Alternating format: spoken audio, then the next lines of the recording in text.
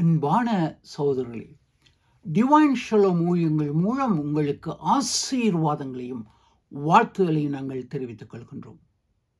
நீங்கள் நலமாக இருக்கின்றீர்களா? ஆம், உங்களது ஜெப தேவைகளுக்கும் ஆலோசனைகளுக்கும் நீங்கள் எங்களுடன் தொடர்பு கொள்ளுங்கள்.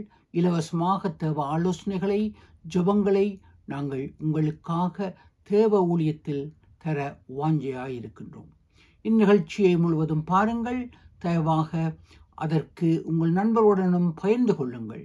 சப்ஸ்கிரைப் செய்யாவிட்டால் தயவாக அதை சப்ஸ்கிரைப் செய்யுங்கள். ஆம், தேவ ஆசீர்வாதத்தின் விருத்தி உங்கள் மூலம் அனைவருக்கும் சென்றடைய நீங்கள் உடன் ஊழியர்களாய் தேவ ஆசீர்வாதத்தை பெற்றுக்கொள்ளுங்கள். ஒரு விசை ஜெபம் செய்வோம். கர்த்தாவே, இடுக்கத்தில் எங்கள் இரக்கத்தின் தெய்வமே, எங்களை விடுவிக்கும் தெய்வமே, நீரே எம் அடைக்கலம், எம் கோட்டை. உம்மை விடுவித்தருளும் தெய்வமே, உம்முடைய பிள்ளைகளை விடுவித்த தெய்வம், எங்களையும் விடுவிப்பீர் என்ற உறுதியில் உம்மண்டை வருகின்றோம். பல சூழ்நிலைகளில் கடந்து கொண்டிருக்கும் பிள்ளைகளை உம்முடைய கருத்திலே வைக்கின்றோம். துன்பங்கள், தொல்லைகள், வியாதிகள், இடுக்கண்கள் மத்தியில் சிக்கித் தவிக்கும் பிள்ளைகளுக்கு நீரே அடைக்கலமாயிருந்து அவர்களை பாதுகாத்தருளும். இயேசுவின் நாமத்தில் ஜெபிக்கிறோம் பரம தந்தையே. நிகழ்ச்சி ஆசீர்வாதமாயிருக்க உங்களுடைய பரிசுத்தாவின் அபிஷேகத்தினால் நிரப்பும். இயேசுவின் மூலம் ஜெபிக்கிறோம் பரம தந்தையே. ஆமேன். அன்பான சகோதரர்களே, வேத பாடமாக சங்கீதம் 3:1 முதல் 3 வரை வாசிக்க கேட்போம். கர்த்தாவே, என் சத்துருக்கள் எவ்வளவாய் பெருகி இருக்கிறார்கள். எனக்கு விரோதமாய் எழும்புகிறவர்கள் அநேகர். தேவனிடத்தில் அவனுக்கு இரட்சிப்பு இல்லை என்றும் என் ஆத்துமாவை குறித்து சொல்லுகிறவர்கள் அநேகராய் இருக்கிறார்கள். ஆனாலும் கர்த்தாவே, நீர் என் கேடகம், என் மகிமையும் என் தலையை உயர்த்துகிறவருமாய் இருக்கிறீர். ஆமென். கர்த்தாவே, நீர் என் கேடகம், என் மகிமை, என் தலையை உயர்த்துகிறவருமாயிருக்கின்றீர். இங்கு அன்பான சகோதரி, தாவீதின் வசனங்களை, வார்த்தைகளை பார்க்கும் பொழுது ஒரு உறுதியுடன் அவர் இதை கூறுகின்றார். இந்த சூழ்நிலைகள், எதிரிகள் அவரை சூழ்ந்து அவரை கொலை செய்ய, அவருடைய ராஜ்யத்தை பங்கெடுக்க அவர்கள் முனைந்த பொழுது அவர் இந்த வார்த்தைகளை உறுதியுடன் கூறுகின்றார். பயந்து நடுங்கி கூறவில்லை.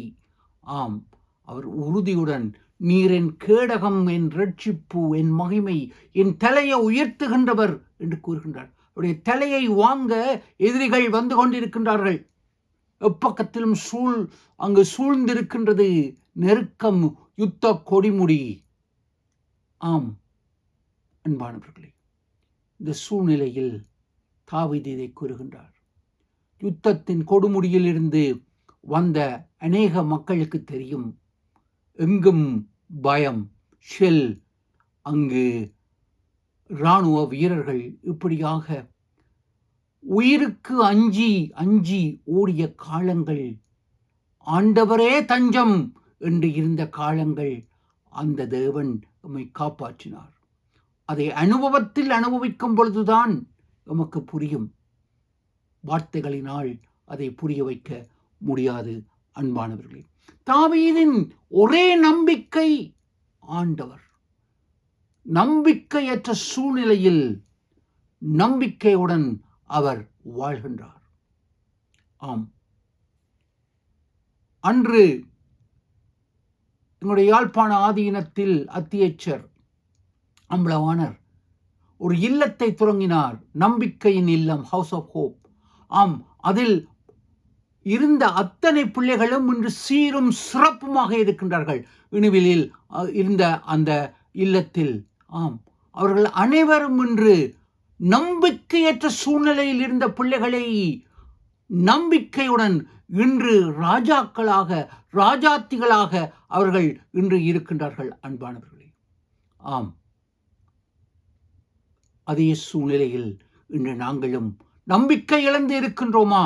நம்பிக்கையுடன் ஆண்டவரை நோக்கி பார்க்க அழைக்கப்படுகின்றோம்.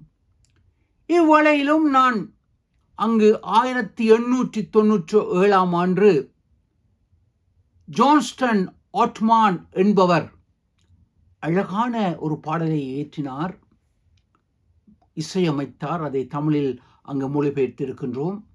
அது ஈவை என்று சொல்லி ஒவ்வொன்றாய் அப்போ தேவ ஈவு ஏராளம் என்பாய், தேவை தொல்லை வாட்டம் கொண்டாயா, வாழ்க்கையில் பிரச்சனை தேவை தொல்லை வாட்டம் கண்டாயா, அப்போ ஈவை என்று சொல்லி ஒவ்வொன்றாய் அப்போ தேவை ஈவு ஏராளம் என்பாய்.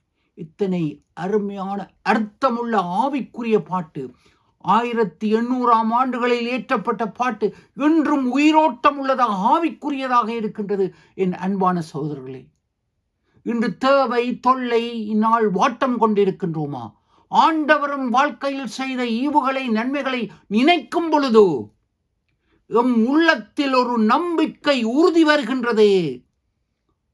ஆம், அன்று தாவீது அவனுடைய சொந்த மாமன் சவுல் அவனை கொலை செய்ய வகை தேடிய பொழுது சவுலின் கைக்கு தப்புவித்த அந்த ஆண்டவர் இப்பொழுது இங்கு அவனுடைய சொந்த மகன் குமாரன் கற்பத்தின் பிறப்பு மகன் கொலை செய்ய வந்த பொழுது அதே நம்பிக்கை, என்னை காப்பாற்றிய ஆண்டவர் என்னை காப்பாற்றுவார். ஆம் என்பானவர்களே, இவ்விதமான அந்த உறுதியில் தாவீது அவன் உறுதியாக ஆண்டவரை நோக்கி கூறுகின்றான். ஆம், 4ஆம் வசனம் கூறுகின்றது, உன் தேவைகள் தொல்லைகள் ஒடுக்கம் கண்டாயா, எல்லாவற்றுக்கும் மேலாக தேவன் உனக்கு இருக்கின்றார், அவர் எல்லா சூழ்நிலைகளுக்கும் மேற்பட்டவர் என்பதை அங்கு தாவீது அறிந்து இருக்கின்றார். அது இந்த 4ஆம் வசனமும் இந்த பாடலை உமக்கு தெளிவாக கூறுவதை அறியக்கூடியதாக இருக்கின்றது. அன்பானவர்களே, இங்கு நாங்கள் பார்க்கும் பொழுது தாவீதின் எதிரிகள் வேறு யாரும் அல்ல, அவருடைய சொந்த கற்ப பிறப்பு. அவரை பார்த்து நகைக்கின்றார்கள். தேவனிடத்தில் அவனுக்கு இரட்சிப்பு இல்லை. பாருங்கள், தேவனுக்கும் தாவீதுக்கும் எந்த அளவு உறவு இருந்தது. தேவன் தாவீதிடத்தில் வாக்கு கொடுக்கின்றார். அவனுடைய பெயரே தேவனுக்கு பிரியமானவன், தாவீதின் பெயரின் அர்த்தம். ஆயினும் தேவன் கூறுகின்றார், உன் சந்ததியில் கற்ப பிறப்பில் நான் மேசியாவை பிறக்க வைப்பேன். இதைவிட வேறு என்ன வாக்கு தத்தம் வேணும்? அதே வண்ணம் இயேசு கிறிஸ்துவும் வாக்கு பண்ணப்பட்ட அந்த மேசியாவும் தாவீதின் சந்ததியில் பிறந்தார். யூத கோத்திரத்து சிங்கமாக வந்தார். அன்பானவர்களே,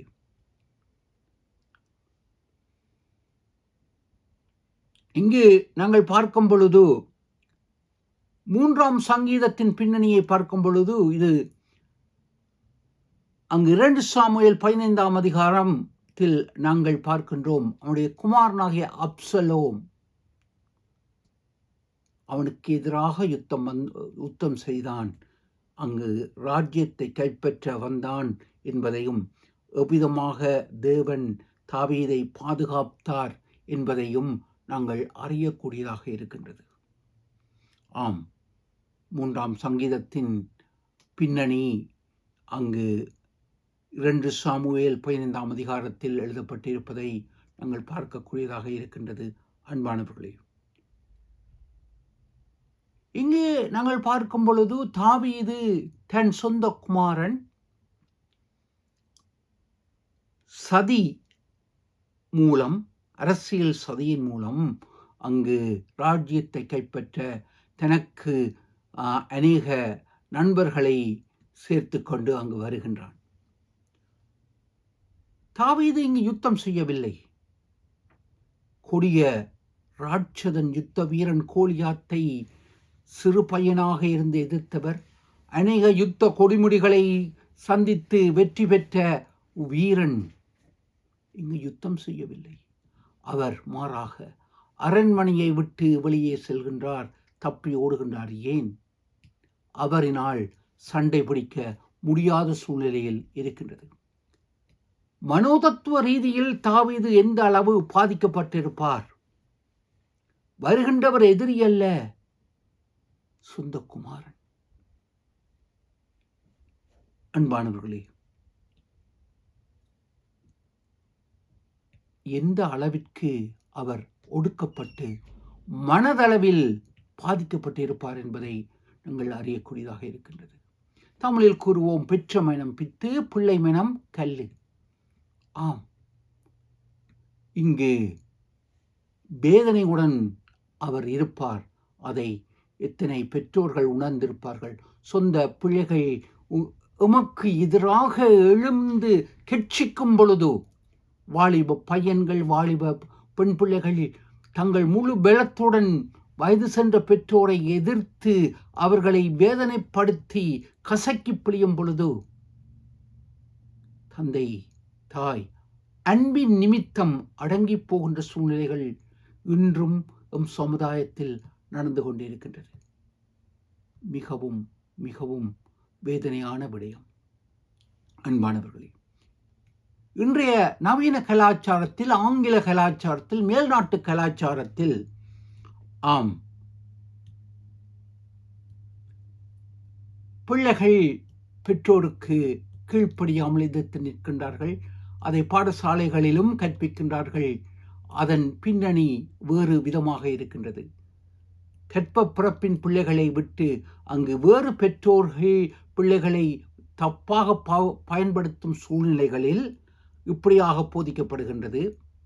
ஆம், ஆனால் அது ஒரு விதத்தில் சரி, தங்களை பாதுகாத்துக் கொள்ள கற்ப பிறப்பின் பெற்றோரையே பிள்ளைகள் எதிர்க்கின்ற சூழ்நிலைகள் அறியாமையில் இன்று நடைபெற்று கொண்டிருப்பதை பார்க்கின்றோம். இதை குறித்து நான் மனோதத்துவ ஆலோசனைகள், கவுன்சிலிங்களில் வேண்டுமானால் நீங்கள் கதைக்கும் பொழுது நான் உங்களிடத்தில் பகிர்ந்து கொண்டு உங்களிடத்தில் ஆலோசனைகளை கூற முடியும். அன்பானவர்களே, இங்கு ஒரு பிள்ளைக்கு, இனத்தவருக்கு, சொந்த சகோதரங்களுக்கு, நண்பர்களுக்கு ஒருவனுடைய பலவீனம் தெரியும்.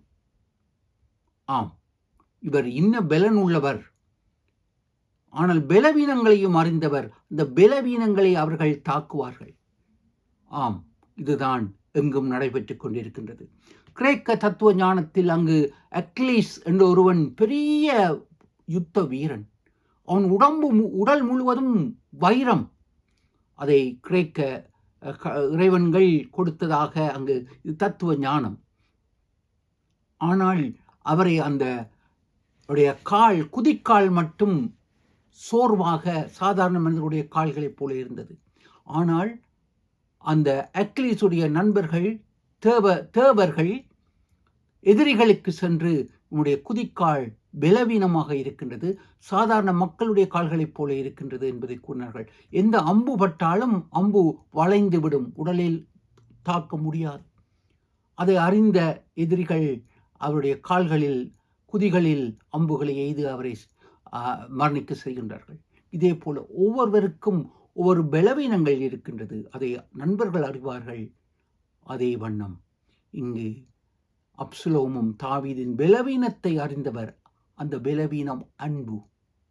அந்த அன்பை துஷ்பிரயோகம் செய்யும் இன்று அநேக மக்கள் இருந்து கொண்டிருக்கின்றார்கள். அன்பானவர்களே, இங்கு எம்பெருமான் இயேசு கூறுகின்றார், ஒரு புதிய உடன்படிக்கையை உங்களுக்கு கூறுகின்றேன். அது யோவான் 13:34. நான் உங்களை நேசித்ததைப் போல நீங்களும் ஒருவரை ஒருவர் நேசியுங்கள். இன்று இயேசு உம்மை நேசிக்கின்றார். அதே போல நீங்கள் ஒருவரை ஒருவர் புதிய உடன்படிக்கை. அது அநேகருக்கு இது தெரியாது. நாங்கள் அதை விட்டு விடுகின்றோம். யோவானுக்கு சுவிசேஷம் 13:34. நான் உங்களில் அன்பாய் இருந்ததைப் போல நீங்களும் ஒருவர்கள் ஒருவர் அன்பாயிருங்கள். இது சொந்த பிள்ளைகளுக்கும், பெற்றோருக்கும், நண்பர்களுக்கும், திருச்சபை விசுவாசிகளுக்கும், போதகர்மார்களுக்கும் உரியதாக இருக்கின்றது. இன்று வியாபார போக்கில் அல்ல. திருச்சபைகள் அன்பினால் பரலோக ராஜ்யத்தை ஒன்று சேர்ந்து கட்ட அழைக்கப்பட்ட நாங்கள் தாவீதுடன் சேர்ந்து அப்சலோம் ராஜ்யத்தை கட்ட வேண்டியவன் அதை இடிக்க முற்படுகின்றான். அந்தோ இன்று திருச்சபையின் பரலோக ராஜ்யத்தை கட்ட வேண்டிய நாங்கள் கிறிஸ்தவர்கள் என்ற பெயரில், ஊழியக்காரர்கள் என்ற பெயரில் அதை இடித்துக் கொண்டிருக்கின்றோம். ஒன்றுபட்டால் ஒன்று வாழ்வு. சிந்திப்போம், செயல்படுவோம். முக்கியமான ஒரு விடயம், இன்று இக்கட்டில் நீங்கள் இருக்கும் பொழுது ஆண்டவரண்டை வாருங்கள். இதுதான் கருப்பொருள். தாவீதை காப்பாற்றிய தேவன் உங்களையும் காப்பாற்றுவார், உங்களையும் காப்பாற்றுகின்றார்.